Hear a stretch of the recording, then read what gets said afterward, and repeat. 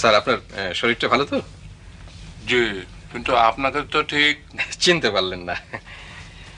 অবশ্যই চেনা চেনা লাগছে। না মানে চিনতে না পারলে কষ্ট করে চিনবার কোনো দরকার দেখছি না। আসলে মানুষ যত কম চেনা যায় ততই ভালো। স্যার বুঝি হুক্কা খান?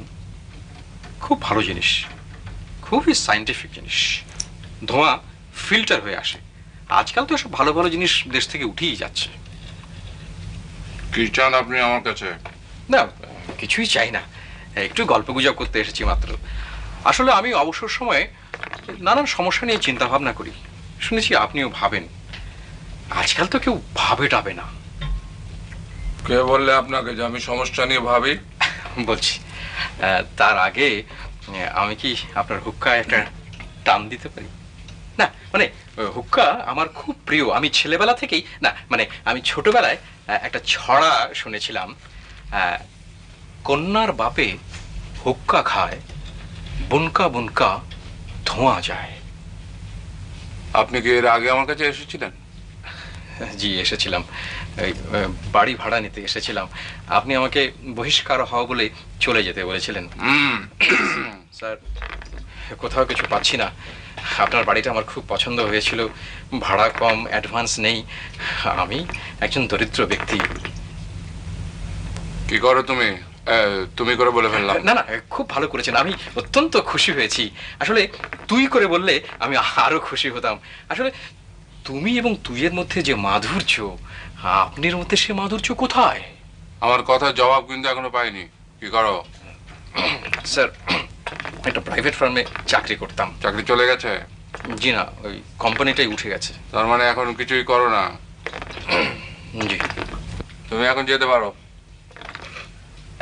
চলে যেতে বলছেন? হ্যাঁ, বহিষ্কার হও। দেশের সমস্যা নিয়ে চিন্তায় আপনার ঘুম নেই, আর আশেপাশের লোকজনের সমস্যা আপনার চোখে পড়ে না। বরং ছাড়ুন। অভদ্র ছোকরা, এসব কি বলছো তুমি? ঠিকই বলছি।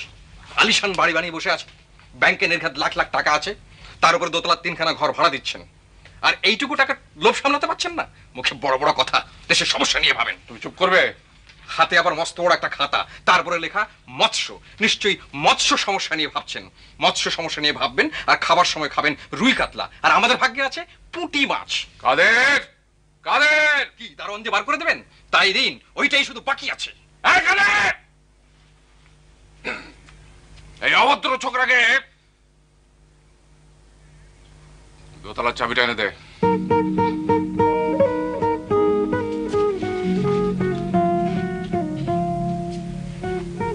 তুমি যে কথাগুলো আমাকে বললে সেগুলো ঠিক না। ঋণের টাকায় এই বাড়ি করা। আমার নিজের কোনো রোজগার নেই, জলের মতো টাকা খরচ হচ্ছে। বাড়িতে 2জন কাজের লোক। বুঝতে পারছো? বুঝতে পারছো না তাই না? আর ওই যে বললে আমি নিজে কিছু করার চেষ্টা করি না, এটা ভুল বললে। গ্রামে পৈতৃক সম্পত্তি যা ছিল কলেজ বানানোর কাজে দিয়ে দিয়েছি। লাখ 10 টাকা সম্পত্তি। আরো শুনতে চাও? আমি খুবই লজ্জিত। লজ্জিত? লজ্জা শরমের কোনো বালাই আছে বলে তো মনে হয় না।